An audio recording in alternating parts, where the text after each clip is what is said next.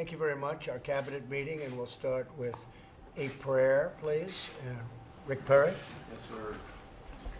Mr. President, thank you.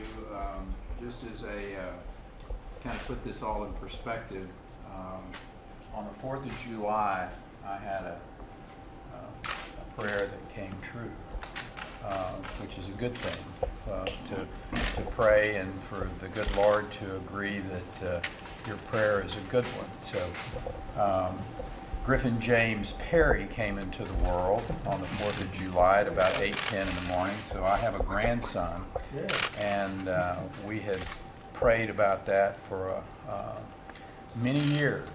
And I think the reminder for all of us, prayer is an incredibly powerful thing. It's a great tonic.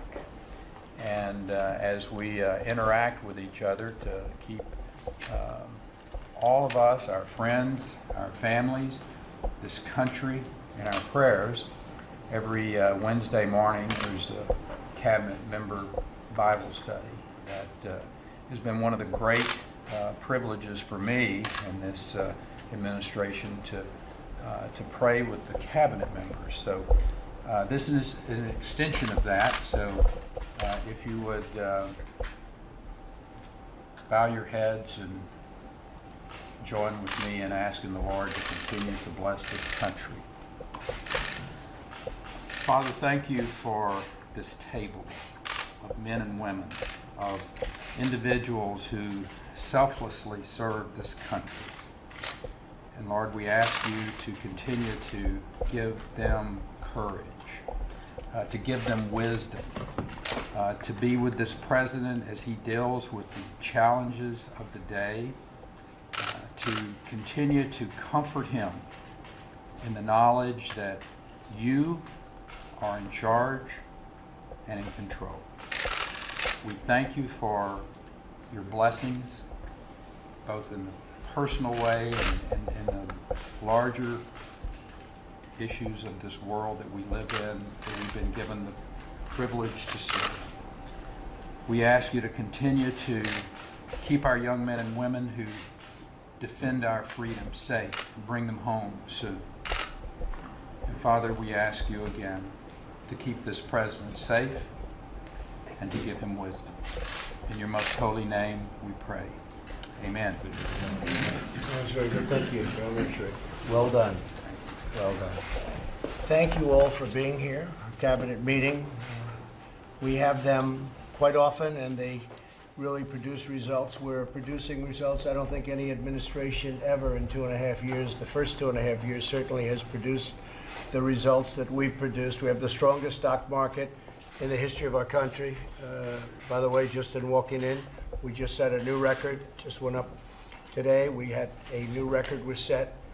The Dow Jones went over 27,000 for the first time ever. It went over 26,000 for the first time ever and 25,000 for the first time ever. So we've set it. I think we're over 100 since election. We're over 100 times that we've set a new stock market record. And to me, that's not just a record, that means jobs. It's all about jobs. It's jobs for this country. We're bringing in many, many countries. They're coming in. They're coming in at a level that we haven't seen for decades. Car companies are coming in, Japanese car companies in particular, although Germany called to say that they're going to be announcing some very big movement with respect to a certain company that I've demanded has to come, because they sell us a lot of cars, but they make them in other places. We want to make them in the United States. But Japan has 12 different companies building plants in Michigan, in Ohio, in North Carolina, in Pennsylvania. One's going to be announced in Florida. We are doing things that nobody thought were possible. I wouldn't have even said them, frankly, during the campaign, because nobody would have been able to believe them. Nobody would have believed them. Our unemployment numbers are historic in the sense that we've never had better numbers. African American have the best numbers in the history of our country. Hispanic American, best unemployment numbers in the history of our country. Women, 75 years. Asian Americans, best in the history of our country. We have the best overall unemployment, the best in 51 years, and very soon that will be historic, meaning the history of our country. We keep going the way we're going, and should be fairly soon. So things are happening that we wouldn't have believed happening or could happen. The border, we're working very hard with everybody, the Attorney General. We're doing everything we can do without getting Congress to act, because the Democrats refuse to act. They refuse to do what they have to do and what they should do, and that's loopholes. We have loopholes that are so bad you can drive a truck through them. They could be solved in 15 minutes, would have those loopholes taken care of. Literally, everyone knows what they are. They're very simple. You know what they are. You know what they are better than the people in Congress. But the Democrats, we need their votes. Not that we need them, we need their votes, because we have a very, very small margins both ways. The Senate is 53-47. The House is very tight. It's a very tight House, too. It's a very small number. We need Democrat votes to get up to what we need. That's why we didn't do it last time, first 2 years, because we only had we need 9 to 10 Democrat votes, and we were never able to get them for certain things. But we were, wherever we could use the majority, we ended up doing a fantastic job, including 2 Supreme Court judges. We got 2 Supreme Court justices put on and many other things. But we need Democrat votes to get the border fully secured, fully taken care of. We're getting close. Mexico's been fantastic. We had a meeting with Mexico. For 45 years, people have been trying to get Mexico to do what they're doing now, and they weren't able to get it. And we got it in one day, everything. Mexico now has approximately 21,000 soldiers on their land. They have very powerful immigration laws. They can do what they have to do. We have the worst laws in the entire world. There's no law like this. But we catch them and release them. We catch them and we say, come back to court in 5 years. And nobody comes back. 2%, to be accurate. I want to be accurate because I don't want the press to say I was inaccurate. 2% come back. And those people, we wonder why. Why are they coming back? They're the only ones. So we can straighten that out. We are getting rid of thousands of people who are criminals. We're taking them out of the country. MS-13 by the thousands, and they're going out quickly. We do it very professionally. We have papers on everybody we take out, all documented, all very legal. They come in illegally and they go out legally. So we've done a job. On Sunday there was a lot of activity, but you didn't even see it because it went very smoothly. The ICE folks and the people from Border Patrol, the job they do is they're heroes in so many ways.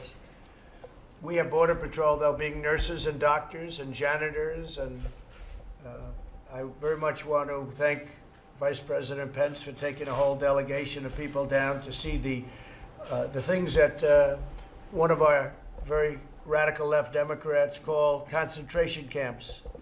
They're not concentration camps. They're really well run. They're very crowded in many cases. Actually, in the case of the children, they weren't crowded at all. People came back and even some of the news, which is shocking, frankly, said they were very well run, very clean, very nice for the children. We had an adult center of males. Many of these people were criminals. We're not letting them out. We can't let them out. And it was crowded, very crowded. And the best way they can solve that is don't come up. If you don't come up, you're not going to be crowded. We want to take people in legally. And we want to take them in, frankly, through merit. We want our companies to be helped. All these companies that are pouring into the United States because we're the hottest country in the world right now. Every time I meet a leader, a president, a prime minister, a king, a queen, they all say thank you and nice to meet you. It's wonderful. By the way, congratulations on your economy. What you've done is incredible. You read yesterday where China is down very substantially. They're having the worst year they've had in 27 years. I don't want to have them have bad years, but we made a deal and they broke the deal on me.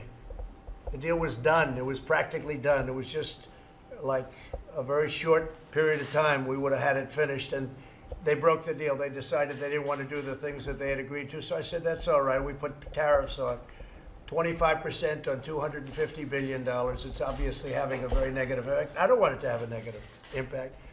Not having any impact on us other than positive, because China devalues their currency. and they're pumping money into their system. Our people aren't paying for that. There's been no inflation. There's been no nothing. Frankly, if we ever got interest rates down where they should be, and if they weren't raised so fast, you would see another probably 10,000 points on the Dow. We're setting records. I don't want to act like it's like somebody gets a 99 on a test and they're complaining. I don't like that, but I'm going to complain because, frankly, we would have done even better had we had a Federal Reserve that didn't raise interest rates so quickly, and had we had a Federal Reserve, and there are many people on the Federal Reserve, you know, you have votes, it's called votes, but if we had a Federal Reserve that didn't do quantitative tightening, they did quantitative tightening, $50 billion a month, that's a lot of money. Now they're doing $25 billion a month. Whereas in Europe, they're pumping money into their system and they're lowering rates. In China, they're pumping money into their system and they're lowering rates very substantially. In Europe, the rates are almost zero. And in China, the rates are whatever President Xi wants. He's his own Fed. He's the Federal Reserve. He's one man. He's the Federal Reserve. He's the president. He's everything else. But unfortunately, what they did was not appropriate.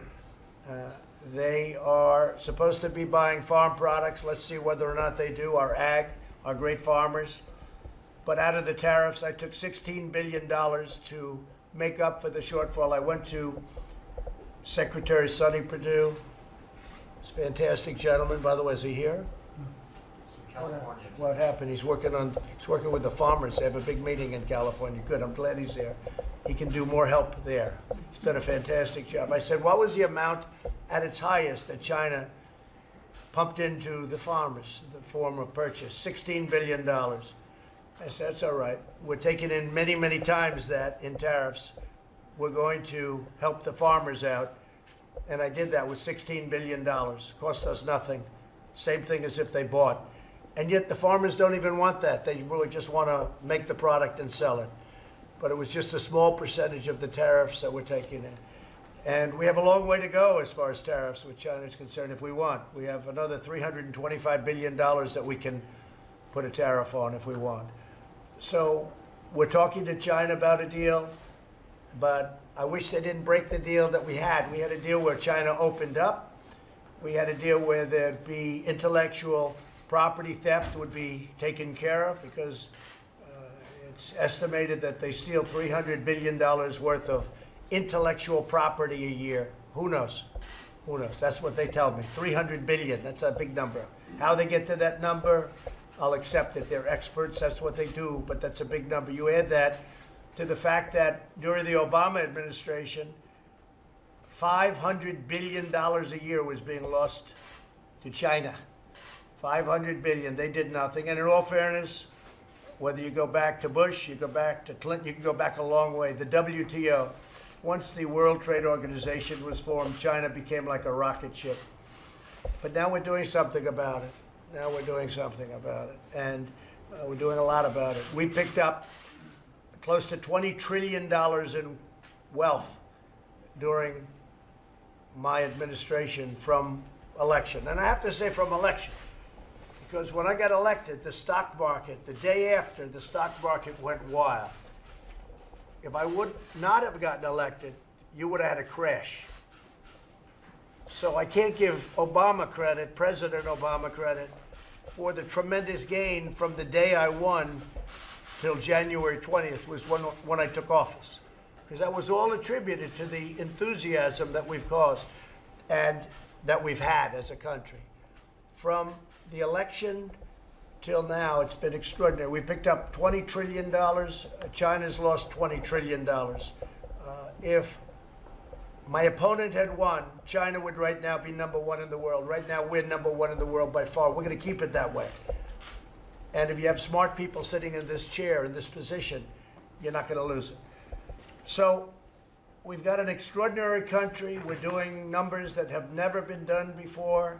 I think a number that makes me the happiest is that proportionately the biggest gainer in this entire stock market, when you hear about how much has gone up, blue-collar workers, the biggest proportionate gainer. They've had a tremendous gain. The workers have had a tremendous gain. People without a diploma, high school diploma, have had a tremendous gain. Our country is doing really, really well. Just to finish, 401ks. People have 401ks. Many of you have 401ks. Your 401ks are up 50%, 60%. Somebody told me 78%. People that were losing money all their lives are now doubling their income and doubling the money that they had in the bank is being doubled up. Their 401ks are going through the roof. And they're getting a lot of credit from their wives or husband, whichever one. Because the one that's doing it is saying, you're a financial genius. Darling, I love you very much. First time in your life, I think you're a financial genius. And it would have been just the opposite had the opponent. This country was set for a big fall. Had we not come in and cut regulations immediately and let our country breathe, whether it's the pipelines that we approved on almost day one or LNG plants. I just left Louisiana, cut a ribbon for a $10 billion LNG plant. That's so incredible. People wouldn't believe it. It was many, many years trying to get permits. They couldn't get the permits. But we got the permits, and we got them very rapidly. And that was a great thing. Great thing. You know the plant I'm talking about, Rick. And we have about 6 of them now under consideration. We hadn't built one in 40 years. 40 years. We didn't build plants like that. So our country is doing things that nobody thought would even be possible. We're doing incredibly well. I'd like to start off, and if you'd like to stay for this, you can. Ben Carson's going to say a few words about HUD. And then I think Jared is going to talk a little bit about immigration and some of our plans for immigration. And then we're going to go around the table, and if the press wants to stay, you can. If you'd like to leave, it's like I said the other day, I don't mind. You want to leave? That's your option. You can leave anytime you want. Okay? Please, Ben. Well, thank you, Mr. President. And just before I talk a little bit about what's going on, I just want to thank you for your incredible courage and stamina and resilience with unwithering criticism, unfair criticism all the time. And I would just sort of sum it up by saying, would you rather have a non-politician whose speech is unfiltered, who gets a lot of stuff done, or somebody with a silver tongue who gets nothing done? But I thought I had a silver. I've heard that so often. I always thought I had a silver tongue. But I agree with you. But you know, as I told you before, I think God is using you. Thank you very much. You have said that, and I appreciate it. Thank you, Ben. Now, once again, you know, promises made are promises kept. You said in the inaugural address that the forgotten men and women of this country would be forgotten no longer. And last December, you took the extraordinary act of establishing a White House Opportunity and Revitalization Council. And I'm privileged to chair that. We have with us Scott Turner, who is serving as our executive director also. And thanks in part to the work of the Revitalization Council, Opportunity Zones are delivering an incredible dose of energy and optimism and investment into some of our nation's most economically distressed neighborhoods. And we're proud to report a great success. This council's prescription for prosperity. I have to throw in a medical thing there. Now, Opportunity Zones are home to approximately 35 million Americans, about 10% of our population. 1 in 3 of them live in poverty. And this prescription indeed requires the coordinated efforts of all of the council members, all the agencies, and I want to thank all of my fellow agency heads for the tremendous help that they provided in getting this done. With unemployment, Opportunity Zones sitting near twice the national average, unemployment opportunity zones, forgotten families are just the people that you've been targeting. And over the past year, property sale prices in Opportunity Zones have increased by 20%, which is about double the appreciation rate for eligible non-selected areas. So what does that mean? That obviously means that those people who live there and who own that property are benefiting significantly, even though a lot of people say you're not getting any benefits. They are getting benefits. And a massive pool of capital is preparing to revitalize these areas with community and business development. And less than 2 years ago, Secretary Mnuchin predicted that these opportunity zones would draw about $100 billion, and a lot of the pundits said that was way too optimistic.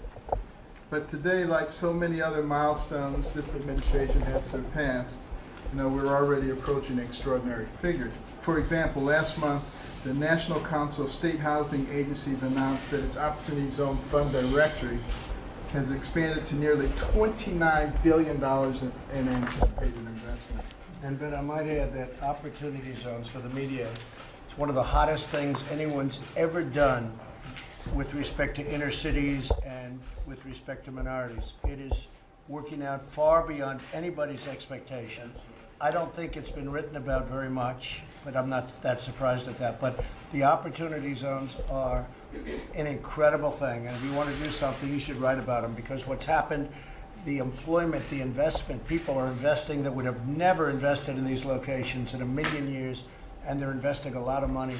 It has absolutely been, you could talk about the number of sites, the number of cities.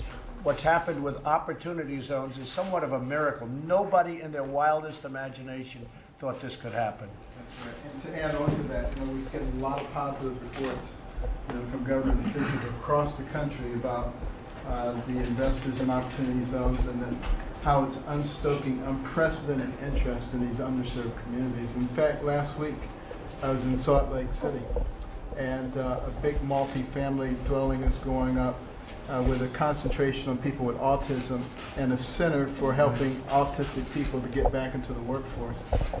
They were able to do that because of the completion of the gap funding through an opportunity zone fund. And public officials from both sides of the political aisle are united in trying to maximize the impact of the program. The governor of Maryland, Hogan, is spending $56.6 million for training programs to supercharge the opportunity zones. In Mississippi, Governor Phil Bryant has approved a special opportunity zone cycle as part of the low-income housing tax credit program offered to the Mississippi Home Corporation.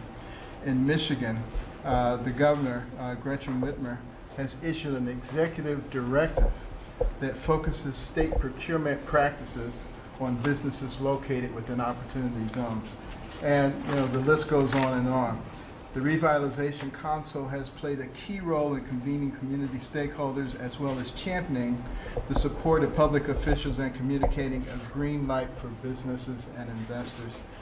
And as you know, the council consists of members across 17 federal agencies and federal state partnerships with a core mission to prioritize opportunity zones, including deregulation, grant funding, loan guarantees, infrastructure spending, and importantly, crime prevention. To date, the council has identified more than 160 federal programs that can increase targeting to opportunity zones through grant preference points, loan qualifications, reduced fees, and alterations in eligibility criteria. And we've already implemented more than 120 of these actions across the agencies. The Revitalization Council has also been conducting a nationwide listening tour of opportunity zones to incorporate the input from community leaders, entrepreneurs, and investors, and to ensure local leaders are doing all that they can to help their constituents in these communities. I personally, in the last several weeks, have visited a lot of communities like Miami, Chicago, St. Louis, Salt Lake City, Birmingham, Las Vegas, and more at the end of this week, more next week.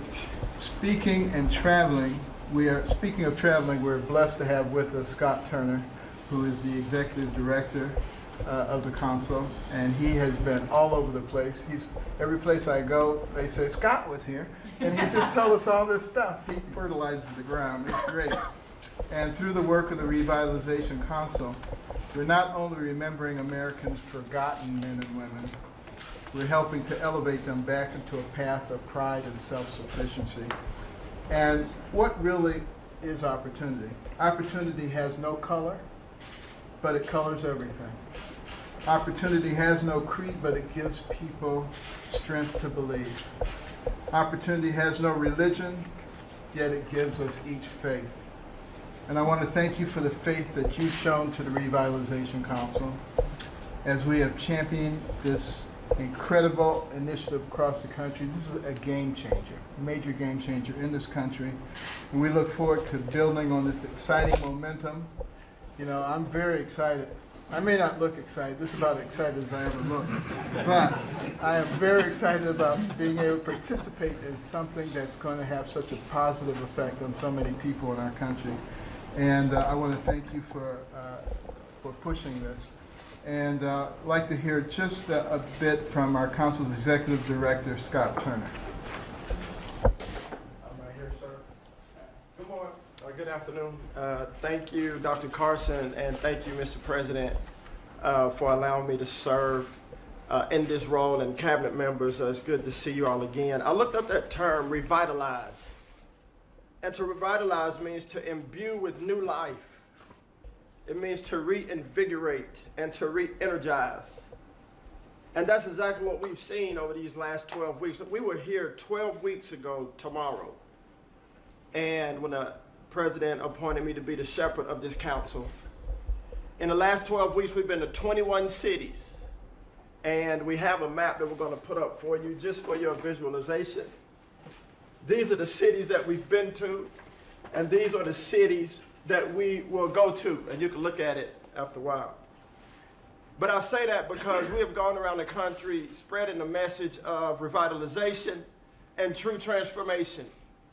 We've conducted over 65 roundtables, and per the President's executive order, we've convened faith leaders, education leaders, business leaders, entrepreneurs, investors, and most importantly, community people, the people that sit in the neighborhoods on the front porch that have seen the neighborhood, that know the pain and know the potential of these neighborhoods, because historically these conversations have not happened. So we convene these roundtables to have the hard conversations, to ask the hard questions, to create a sense of unity and understanding. You have investors sitting across from grandmothers from the community. You have new business owners sitting across from congressmen and senators and elected officials to talk about this community has not seen X, but it needs to see Z. And that's how it's going to transform. We talk about the spirit of the council. We talk about the spirit of the legislation. Yes, it's economic development, but it's also community development. It's social impact. So the people inside the community can thrive and remain and benefit from the revitalization that's going on in the communities. We've seen tremendous results already because of opportunity zones. And the president said that this is unprecedented. Our country has not seen this in times before from an investment standpoint, from an incentive standpoint, but also from a unity standpoint, when people who don't talk, who don't work together, who don't convene together, come together for the first time. That's America. And that's what we're seeing. And I'm so blessed and humbled. Colorado Springs only has 6 opportunity zones, but they have one of the best prospectuses that I've seen.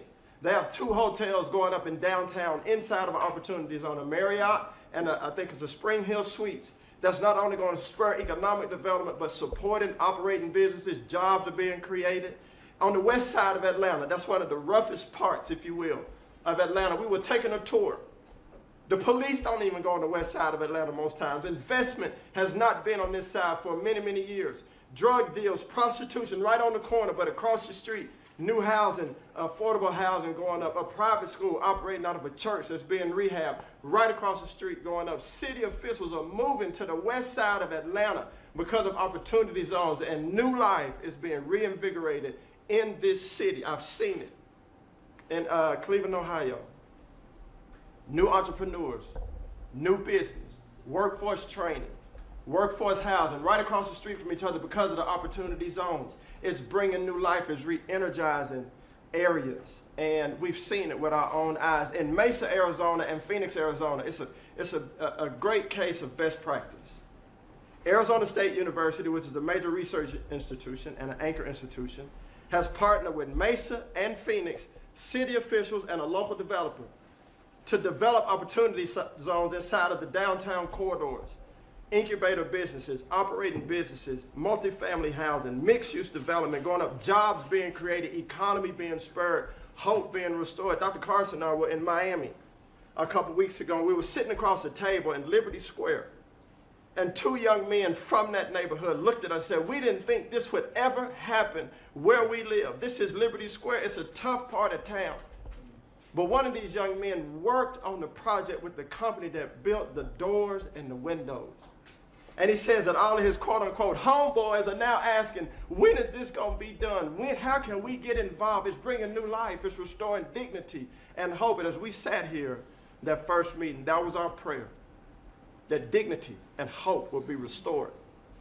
Long after we're gone, this will have a generational impact. That's the goal. That's the spirit. And so I say that to all of you. Thank you for your work. Many of your agencies are doing a tremendous job on this council. It's a great, humbling experience for me to be the shepherd of this council.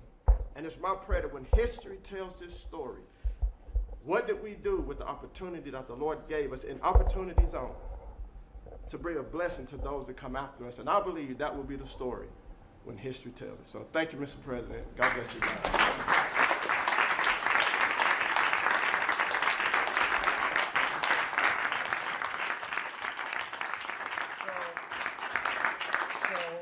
Most of the people in the room know, Scott was a great football player. Not a good player, a great player. Well known for being a great player. Scott, you may be better at this. I don't know if that's an insult or not. You may be better at this, okay? Thank you. Really a great job. Thank you very much. I'm going to ask, Ben, would you like to finish up? It's a tough act to follow, Ben, right? No, I just want to re-emphasize how important it is that everybody continue to make sure that their sub-secretary work with us. We're getting an incredible amount done. And one of the things that really encourages me about this is, you know, I go to places and the governor is a Republican, the mayor is a Democrat, congressman is a Democrat, and they're all working together. We can tamp down all this hatred that exists in our country because our country is extraordinarily strong. Nobody can bring us down from the outside. We can only do it from the inside. And Jesus said it, a house divided against itself cannot stand. These are the kind of efforts that I hope will be able to bring people together. So thank you for that. Fantastic job. Beautiful words. We appreciate it. Thank you, Ben. Really good job. I'd like to ask Jared Kushner to talk about the immigration policy, the plans, what we have short-term, long-term. Thank you very much.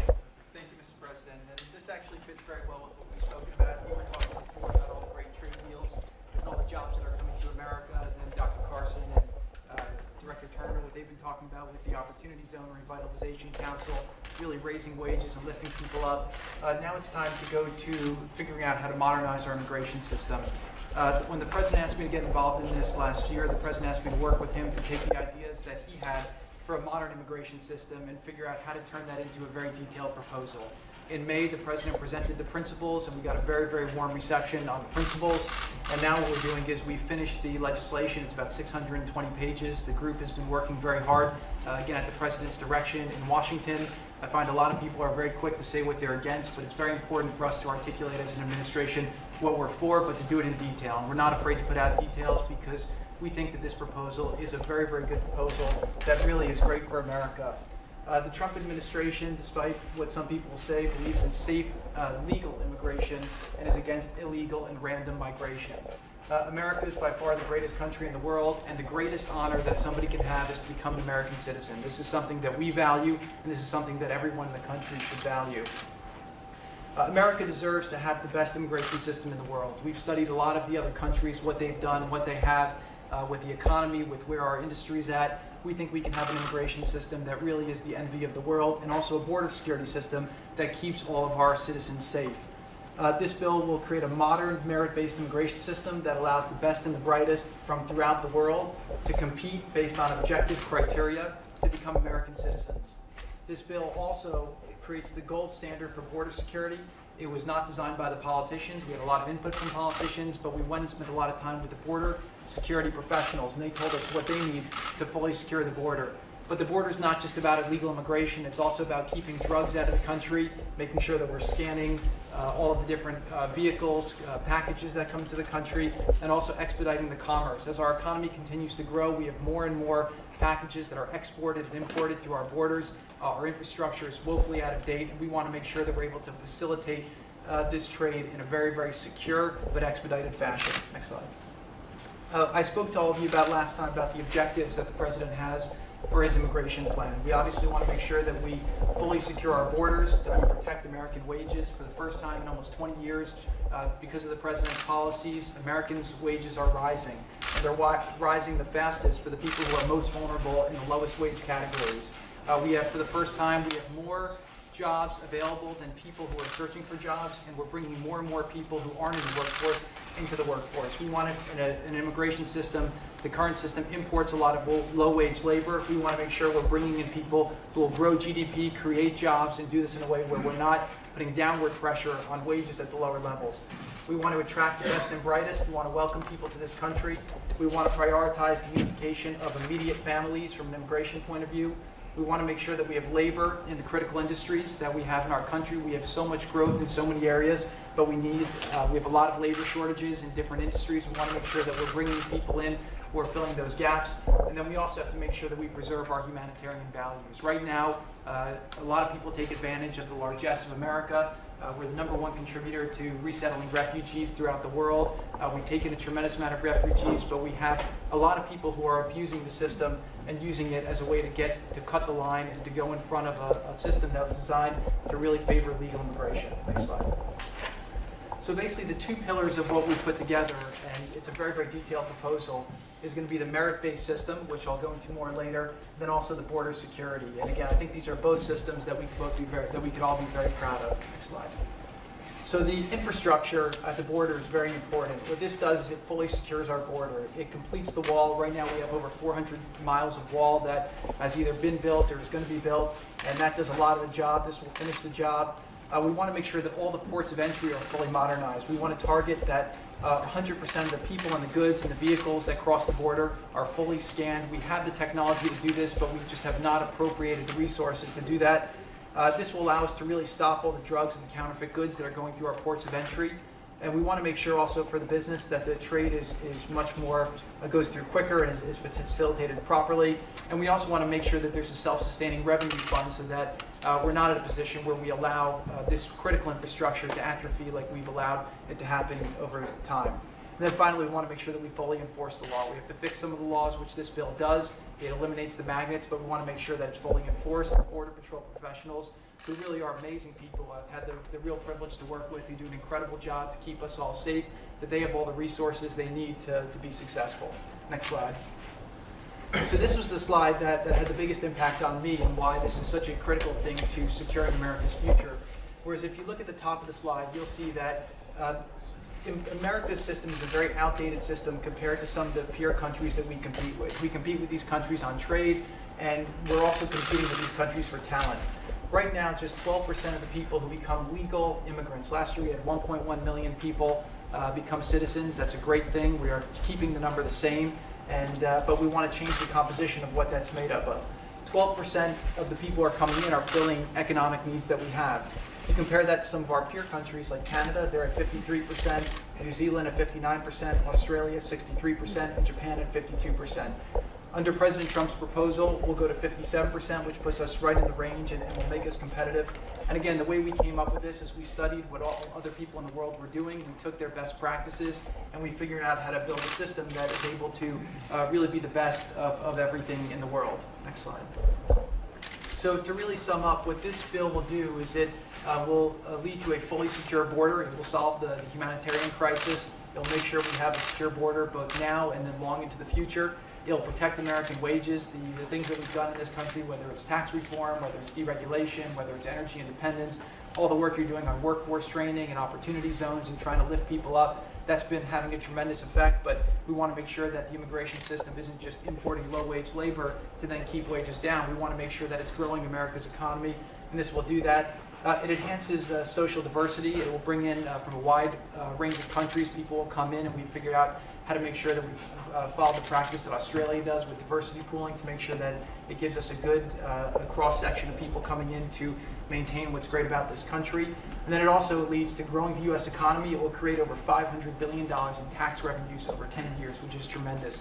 And this happens because it will create a lot of jobs, brings in a lot of people who are then paying into the social safety nets, not people who are coming in and then immediately taking from the social safety nets, which right now have to support Americans who are currently citizens. So this will be a very tremendous thing. It'll make a lot of money for the country.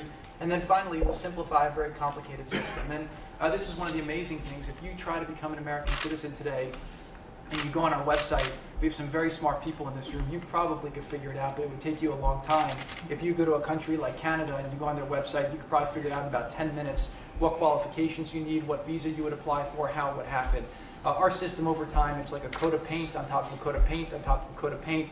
What we want to do here is really sand it down to the base and then have a new system that's representative of the times, that's representative of our values, and something we could all be proud of. So thanks to the President's leadership, we've worked very, very hard over the last 7 months to put this together, really at your direction. This is your plan. We've met now with over 25 Senate offices. We've gotten extensive feedback from them. They've made a lot of good suggestions. We've tightened it up, and we'll be ready to release it very soon. We're meeting today with the leadership from the House and the Senate, and hopefully what we can do is have a unified Republican plan for what it is that we're for. And I think that these plans will keep Americans safer, will keep America more prosperous, and continue to make sure that the American dream is available and America continues to be the promised land for people throughout the world who want to earn their way to become citizens. So thank you for your leadership, and you have information in your binders, and we have a 22-page summary that we'll be submitting to all your offices. And again, immigration doesn't just touch Homeland Security or Justice or State. It really touches all of your agencies. And so if we can get this right, it will really be something that will be great for our country, both in the short term, medium term, and the long term. So thank you very much. Fantastic, Joe. Thank you. This is a common sense plan. It's a plan where we've studied almost every country. Some good, some bad, some tremendously successful, some not successful at all. And this is the best of everything. And it gives incentive to people. It also, we have a problem. I'm called constantly by people, they want to have really smart people working in their companies. We have companies where you need very smart people. And we don't have a provision for smart people. You can graduate from a college, you can be number one at your class in the best college in the country and be thrown out of the country the following day. And we want to be able to keep people in that have this kind of genius. Silicon Valley is constantly complaining. They're building places in Canada, they're building places elsewhere because our immigration plans don't allow this. Well, we have to have this, whether we like it or not, we have to have this, and we'll be able to get it. But I've met with many people that have very good intentions, but they have to have smart people, and they have to have smart people stay in our country and be able to stay here for a period of time, not just for a short period of time where they can't even buy a house, they don't know if their family should move. So we're doing a lot of things to help people. I think as you saw it, as Jared really put it very well, our country has a tremendous immigration gap. These are plan after plan after plan, and each plan is very simple, overly simple. When you put them together, they're indistinguishable. You can't, it becomes a maze of complexity that nobody even knows the answer to. You have people studying, we're going to have a really beautiful system of immigration. People are going to be able to come into our country, be proud of our country, and help our country. We want them to help us. You know, it's a two-way street. They have to help us also. And it's met with great popularity. Now, if it doesn't get passed, because we do have the Democrats, because they're against almost everything, we'd love to do it in a bipartisan way. We'll make changes. We'll do what we have to do. But if it doesn't get passed, it's a campaign issue because we'll pass it if and when we win the Congress. We'll win the House, and we should be able to keep the Senate, win the Senate, maybe pick up some seats, and hopefully we're going to keep the presidency. That I feel very comfortable. I feel very confident about, but I feel also very confident we have a very good chance at winning back the House.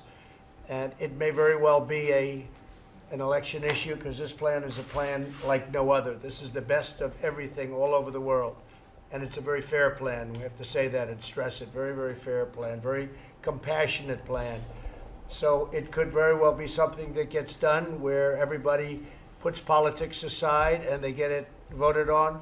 Or if it isn't, you know, the election's 15 months away, very close. Who would have thought that? But it's very close, and we will put this as a major election issue. This is what people want. They want this kind of a plan. They want the compassion, but they also want a merit-based plan where people come in and can help our country. So I appreciate you seeing that. I think what I'd like to do, if I could, ask our Secretary of State, who's doing a terrific job, Mike Pompeo, to give you a little update on Iran. I could possibly say a couple of things about North Korea. When I took over, when I became president, North Korea was ready to go to war. We were, I think, headed to a war. It would have been very quickly, too. It would have been a very bad war, a very rough war. But I believe we were headed in that one direction. There was no communication. There was no talk. There were nuclear weapons and nuclear everything being tested. Constantly would be hearing about earthquakes. It wasn't earthquakes. It was nuclear testing. And we were heading in a bad direction. And you saw what happened a few weeks ago when we were in South Korea. And I said, the day before, there was no planning, no nothing. The day before, I said, hey, we're here. Let's say hello to Kim Jong-un. And nobody actually knew how to get in touch. Tough people to get in touch with. But I have a very good relationship with him. And I put it out on Twitter, hey, I'm in South Korea. You want to meet? And we had a great meeting. It was pretty wild. Very good communication. We'll see what happens. But in the meantime, as I say, we got our hostages back. We got the remains back, and they continue to come.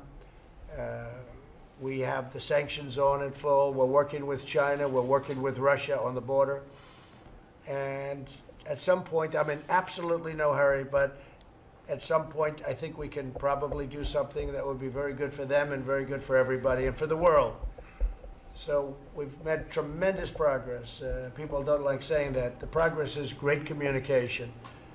Before we had no communication. There was zero communication. Nobody spoke to anybody. They wouldn't know who. I do believe they tried. I do believe it never happened. I think we tried very hard to speak to them, but they weren't interested in speaking. But now they're interested in speaking. And the relationship is very good. I think we've made tremendous progress on North Korea. And again, time is not of the essence, but I think good things will ultimately happen. I'd like to ask Mike to say a few words about Iran and what that situation is, please. Thank you, Mr. President. If I may just, I'll try and do it briefly, but if I may just take a minute. In the same way that when this administration came in broadly in the Middle East, you had ISIS with an enormous caliphate, Iran as the world's largest state sponsor of terror, with lots of wealth and the capacity to grow their terror campaign. What we've done in these 2.5 years is we built out a coalition of Gulf states, the Israelis, each of whom has been focused on taking these activities on. We've taken down the caliphate nearly in its entirety. And second, with respect to Iran, we've done three things. We've supported the Iranian people. The Iranian leadership is not doing what the Iranian people want it to do. We've made clear that we support the Iranian people. Second, we've continued to work this coalition that all understands that the largest threat to Middle East security is, in fact, the Islamic Republic of Iran.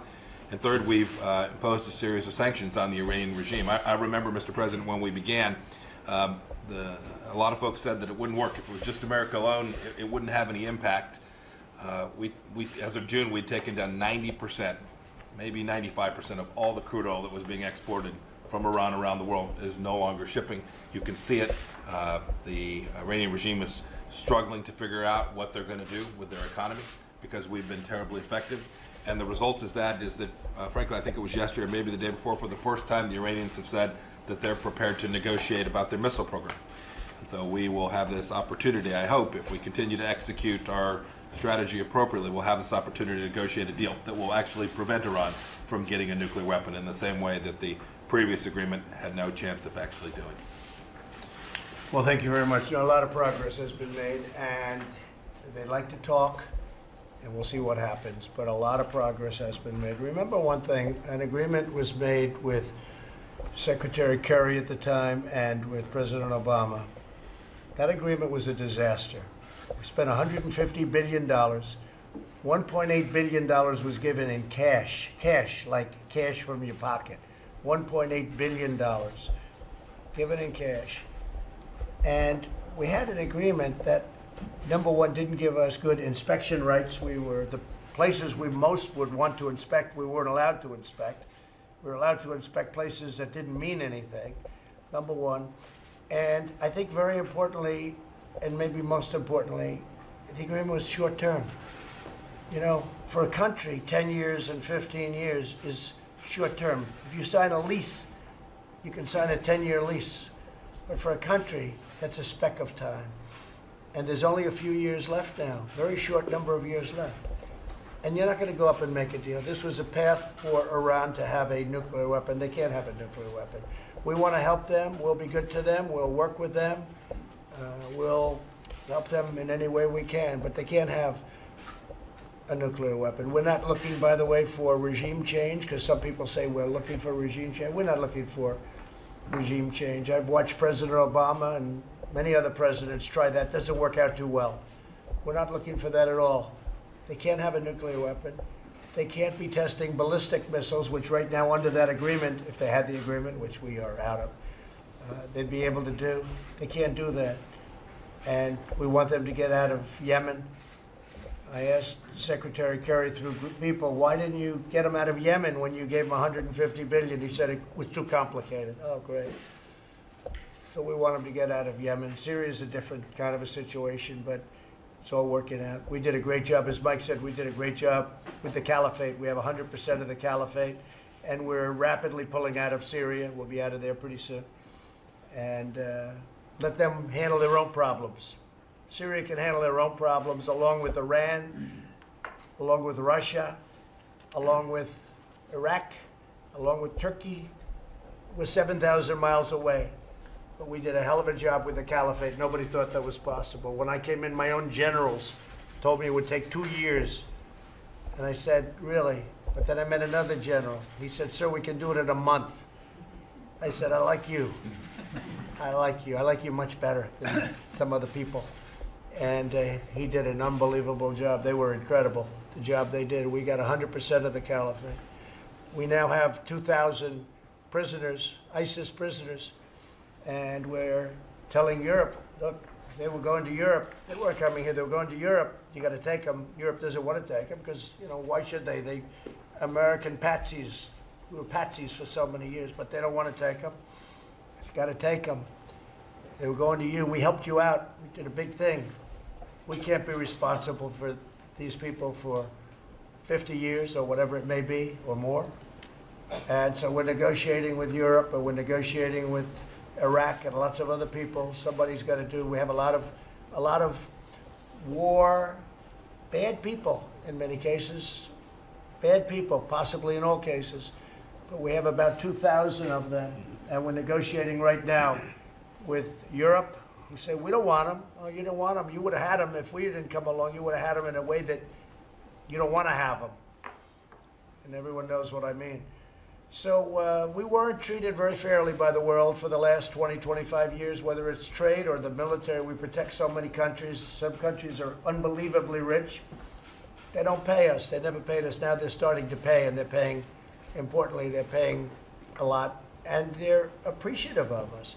I actually think they like us better now than they did before because they have respect for us again. So I want to thank Jared. I want to thank Ben. I want to thank Scott, Mike, everybody. You've been doing a fantastic job. I think I'm going to finish just by asking Alex to say a few words about what we're doing with prescription drug prices because it's really exciting.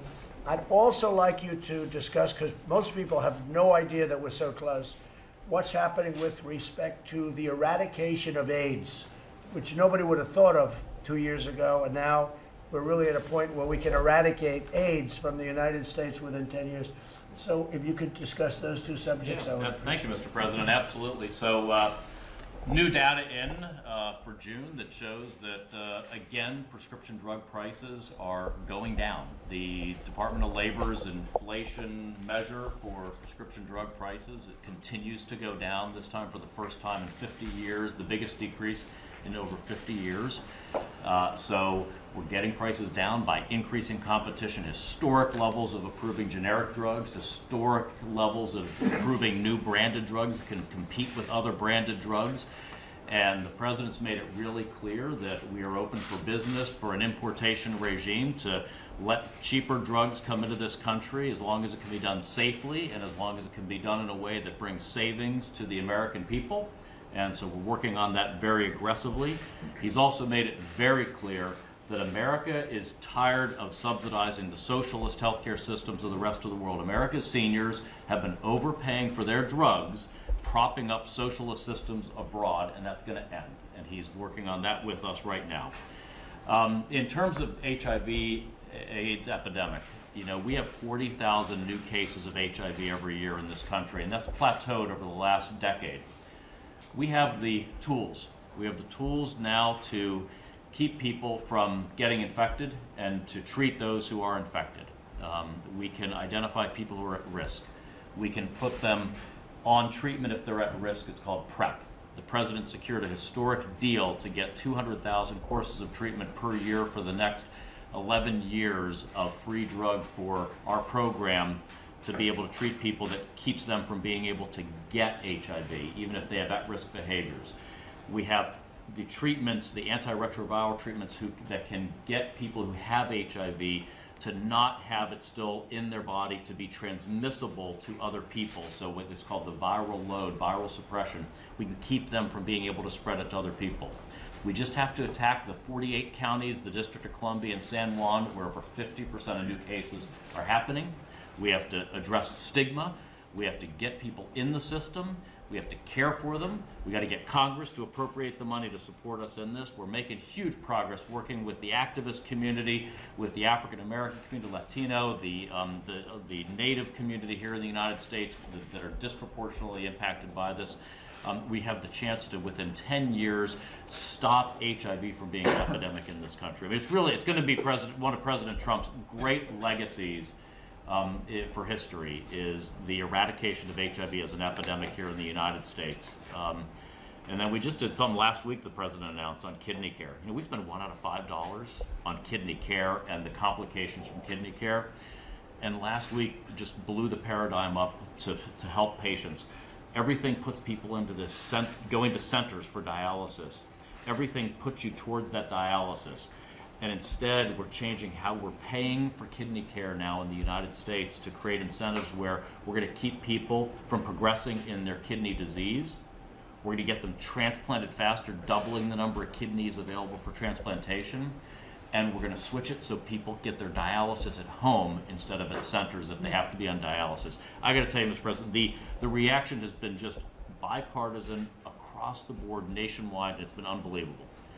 You see in the media people say, you know, I'm not a big fan of President Trump, but I got to tell you what he did? He just delivered for America's people who have cancer, who have kidney disease. He just delivered for everybody who has kidney disease or a loved one with kidney disease. It's the first transformation in 50 years, just like on HIV, tackling a problem that other presidents have not been willing to tackle. So thank you. Well, that was an amazing meeting we had last week on kidney disease, which I didn't know too much about. I knew it was a very big problem. Nobody knew the cost. When you say 1 in 5, that's incredible. But I learned, and I met so many people that had the problem, and we spent a long time with you last week at that conference, and then we made a speech. And one of the things I learned is that people with kidney disease, oftentimes, they die of hard work. They literally die like we all work hard. We work hard. I don't know, we seem to be able to handle it, but their work is much harder. And it is so hard to go through this dialysis program that they die of exhaustion. It is an unbelievably horrible situation. And we're working on transplants, and we're actually working on something, and there's some pretty positive news, artificial kidney, which would be the ultimate answer. We think there's going to be some good news on that long before people thought. I would like you to mention, because a certain very large pharmaceutical company, you hear very bad things about pharmaceutical companies, and I agree with that. Deservedly so. And deservedly so. But I would like you to mention the name of the company, because they're giving hundreds of millions of dollars toward the HIV/AIDS, and you might mention the name. So we secured this deal with Gilead. So Gilead is the company that has the drug PrEP. PrEP is the medicine that if a patient takes it regularly, as prescribed, they reduce by 97% the chances that they can contract HIV/AIDS. We have patent issues between us and Gilead. Without sacrificing any of the rights that we have, we were able to secure a donation by Gilead of 200,000 courses of treatment per year of PrEP for use in our Ending the HIV/AIDS Epidemic program of PrEP or any successor product developed up until 2030. It's And really a the- historic The agreement. dollar value. Billions and billions and billions of dollars. billions of dollars they Billions. contribute. Huge. It's something, right? Yep. That's really something. I want to thank you very much. I also want to thank a man who has been really an outstanding Secretary of Labor, Alex Acosta. This is your last meeting in the Cabinet room, It is. and I just want to say job well done. You really were. You were absolutely terrific. Never once a problem. Always in advance of everything else, whether it was on the 401ks or all of the other things we worked on. You really did an outstanding job as Secretary of Labor. Everyone in the room, I think we can say we're going to miss you, but we'll see you. But congratulations and a job well done.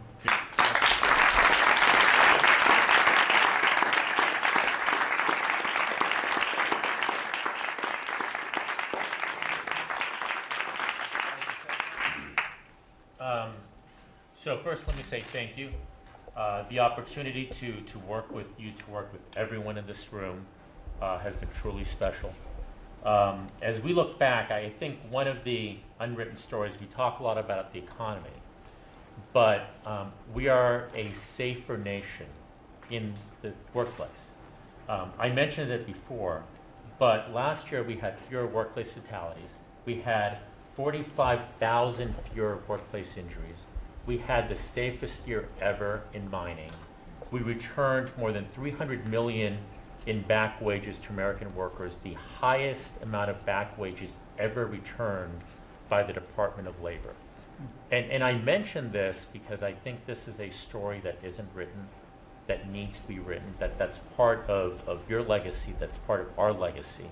And you see similar work, whether it's been with opportunity zones, whether it's at the Small Business Administration and how after hurricanes and other natural disasters, the bureaucracy has been cut and reduced. All of us could point to these unwritten stories, and they're transformative and they're impactful and they need to be told. And so thank you for the opportunity and thank you for the honor. And thank you. Great job. Thank you. Thank you very much, everybody. I appreciate it. Thank you. Press. Thank you. Right this way, guys. Thank you. Mr. President, when you say that the Democratic congresswomen should leave if they're not happy, where should they go? It's up to them. Go wherever they want, or they can stay. But they should love our country. They shouldn't hate our country. You look at what they've said. I have clips right here.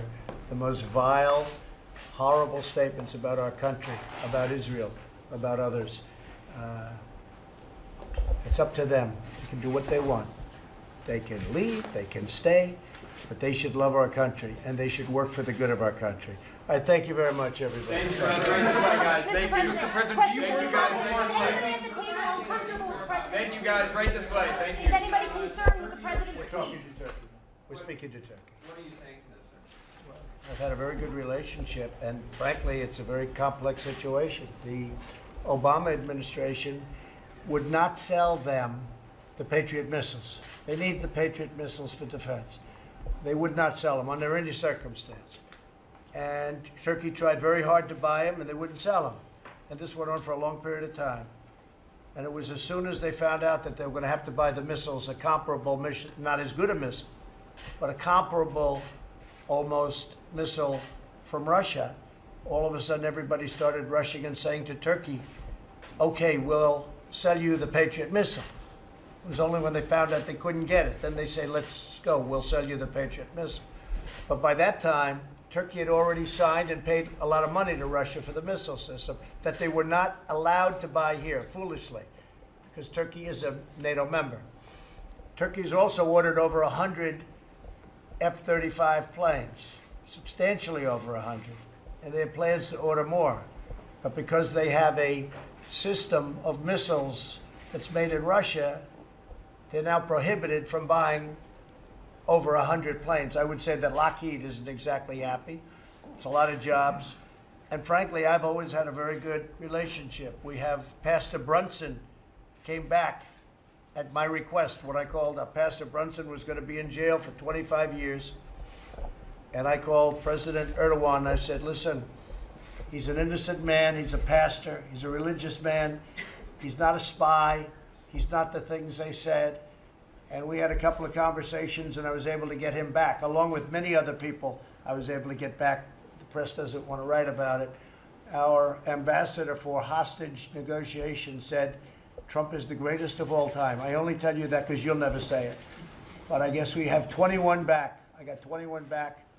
I don't pay either, unlike the $1.8 billion that was paid by the Obama administration to get hostages back. I don't pay.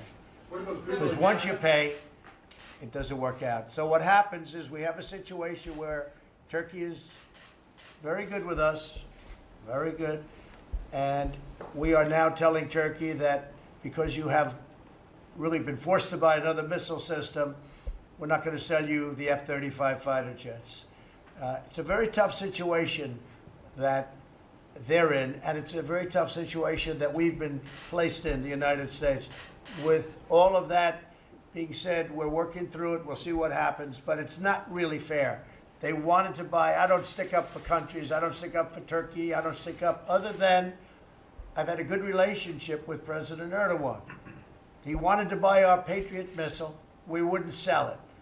And then when he made and he really wanted to buy it. And then when he made a deal with another country, Russia, to buy their system that he didn't even want, then all of a sudden we say, oh, okay, we'll now sell you the Patriot. And because of the fact he bought a Russian missile, we're not allowed to sell him billions of dollars worth of aircraft. It's not a fair situation.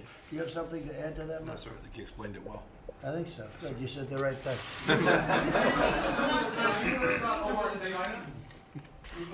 Well, what we're doing with China, first of all, Peter Thiel is a friend of mine. He's a tremendous contributor. He spoke at our convention, at the Republican National Convention. Peter is a brilliant young man, one of the most successful people in Silicon Valley.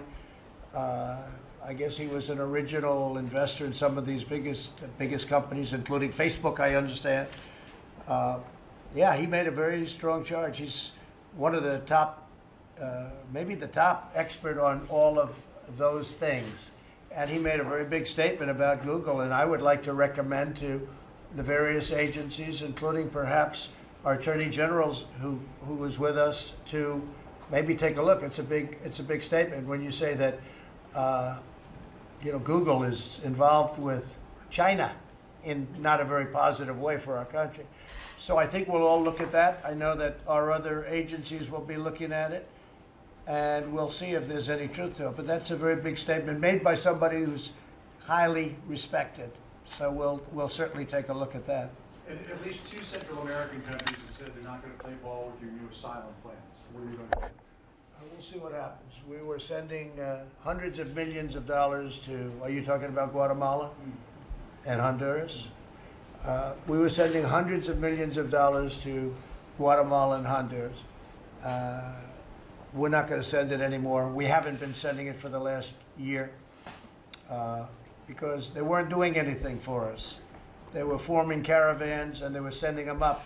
And in those caravans, you had some very bad actors. You had some people that were not people that we want in our country. So I realized that when they, in the middle of their city or towns, when you form a caravan, if a government is at all a government, they don't have to allow that caravan to come up. So if they're not going to play ball, that's okay with me. We're not going to play ball with them. We don't give them any more money. They've been ripping us off for years. I'm not a fan. So until they shape up. Now all of a sudden they came down supposedly with a Supreme Court ruling that they're not allowed to do a safe third agreement with us. Well, I sort of wonder, did it come down because they wanted that ruling to come down? But we were giving them hundreds of millions of dollars like fools for years. And all they did is send us up. A lot of people caused a lot of problems, and a lot of the people in those caravans were criminals, hardened criminals, dangerous people. And why not? Why would Honduras or Guatemala or El Salvador, why would they keep their criminals when you can put them into the caravan, lose them in a caravan, and send them up to the United States? We take everybody. Because the Democrats don't allow immigration laws that mean anything. It's horrible. It's horrible. How they aren't taking care of just that one situation, which could be taken care of very easily. how they won't even give us a vote on that. We've had many interviews of the people in those caravans. Some of them are very bad players. You had interviews. One of the folks that was perhaps in this room, I think might be in this room, said, "What was your crime?" And the man said, "Murder." And the reporter looks at, "Murder?" It's a very famous clip. He said, "Well, what was your crime?" You know, they were interviewing to show how wonderful the people are in the caravan. "And you, sir, what was your crime?" "Murder." The young woman goes, "Whoa, I was surprised they didn't cut it. It must have been live, otherwise you would have cut it. It must have been a live shot."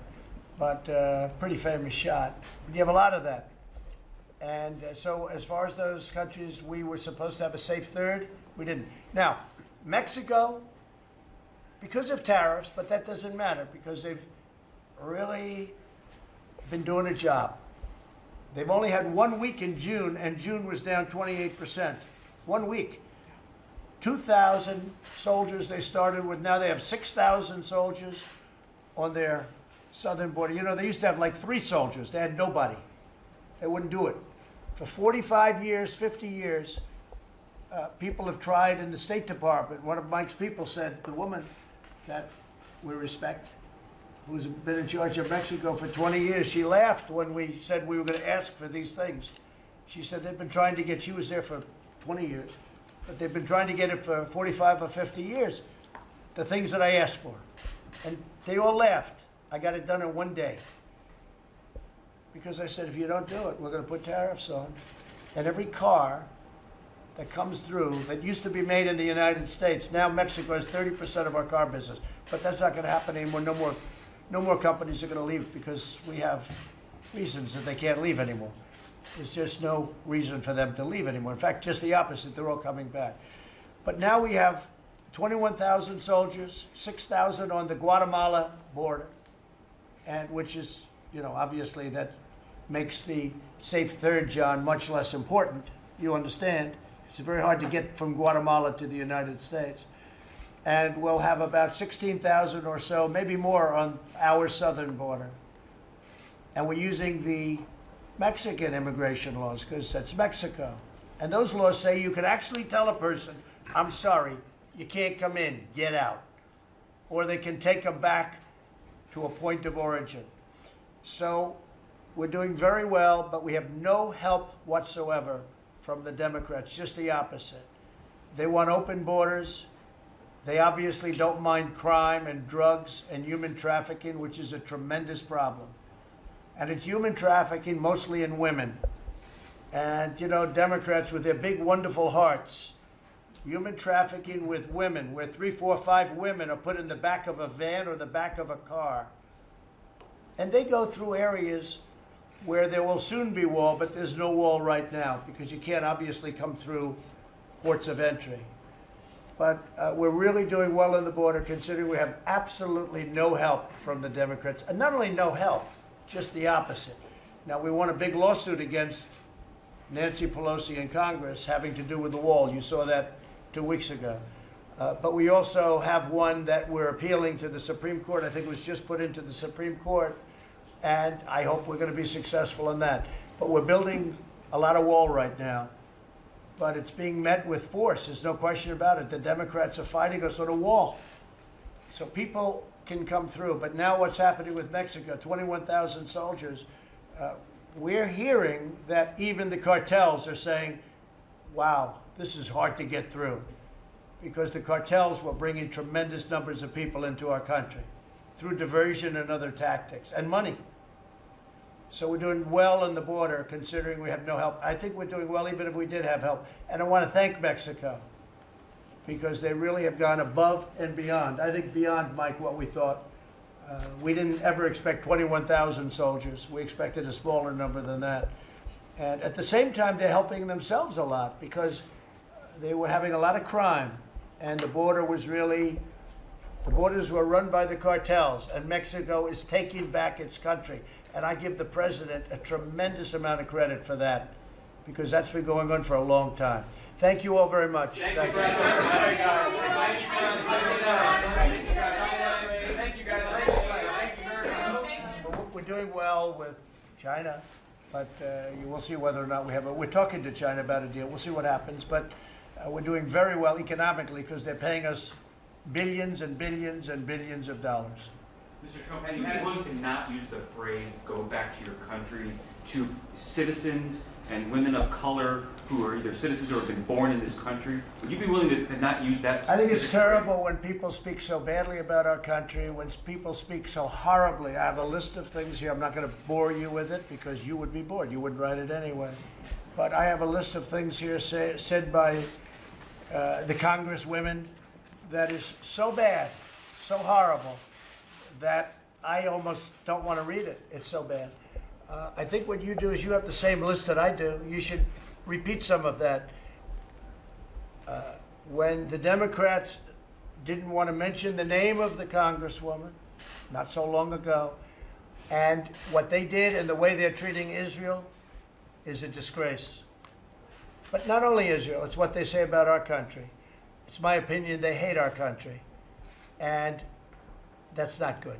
It's not acceptable. Thank you very much, everybody. President,